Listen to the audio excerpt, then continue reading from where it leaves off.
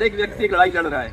एक दफ्तर में, यदि एक दफ्तर में आपस में लड़ाई हो रही है तो समझो काम हो रहा है। यदि लड़ाई की आवाज नहीं सुनाई दे रही तो समझ लो आज दफ्तर के लोग आराम कर रहे हैं। कोई अपने घर में लड़ता है तो बाहर चुप रहता है, तो कोई बाहर लड़ता है तो घर बिगी बिल्ली बन जाता है, तो कोई बाहर घर दोनों जगह लड़ता है।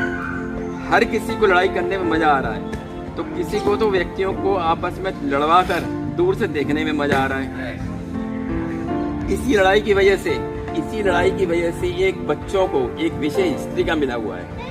पानीपत की लड़ाई, रणसांगा की लड़ाई, हल्दी घाटी का युद्ध, महाराणा प्रताप की जंग, छत्रपति शिवाजी के युद्ध को याद करने से बच्चे वंचित रह जाते हैं। इसी लड़ाई की वजह से गीता रची गई, महाभारत व रामायण की रचना हुई, और इसी लड़ाई की वजह से ही भगत सिंह, चंद्रशेखर आजाद, नेताजी सुभाष चंद्र बोस, सिकंदर, अशोक के नाम याद किए जाते हैं।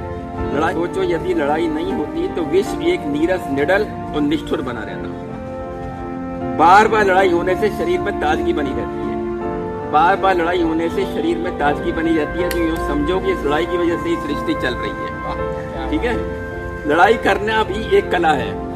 लड़ाई करना भी एक कला है। हमारी इस पृथ्वी पर हजारों तरह की कलाएं अस्तित्व में है, परंतु जितना पुराना इतिहास इस लड़ाई का है, निश्चित ही उतना पुराना इतिहास अन्य कला का नहीं है।